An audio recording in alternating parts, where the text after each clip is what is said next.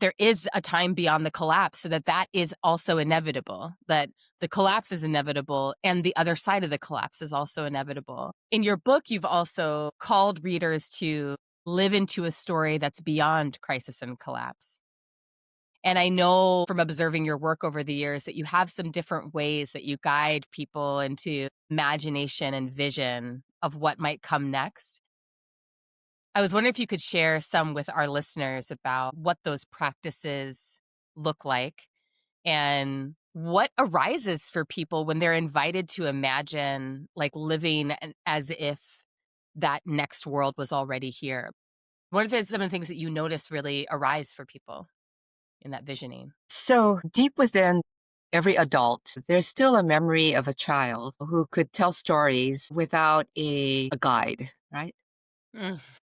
Right? Okay. So, but it's sort of deeply buried within an adult. That said, I find that adults like to hear stories, and adults actually can be facilitated into that space of the child that is within them that Mm. would imagine a time and a place that is much more fruitful, that is beyond the moment of where we are right now. So it's just to say, storytelling is a powerful practice. And storytelling could happen by literally telling stories. But it can also happen by any of the arts. You know, you're a singer.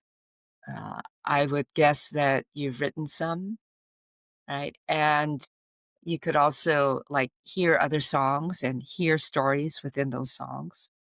If you're a visual artist, or if you can only draw sticks for your people, it's like a thing that's interesting is we may lose our visual artistic capacity.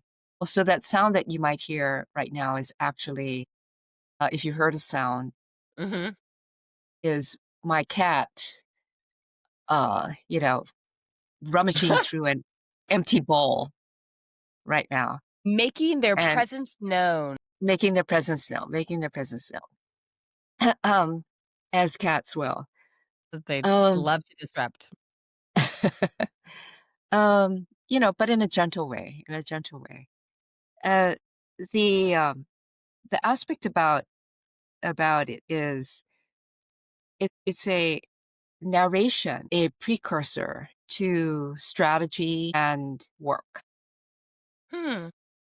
rather than you determine what it is you want to do and then try to build a narration around that. Mhm. Instead, tell the story of the world that your descendants, you know, 60, 75 years in advance of you, whether you have children or not. What is it that they would be doing? And imagine the world that is beyond the collapse, because we don't have to do anything at all to aid the collapse, but we do need to put in place all the things that will be needed in order to rebuild.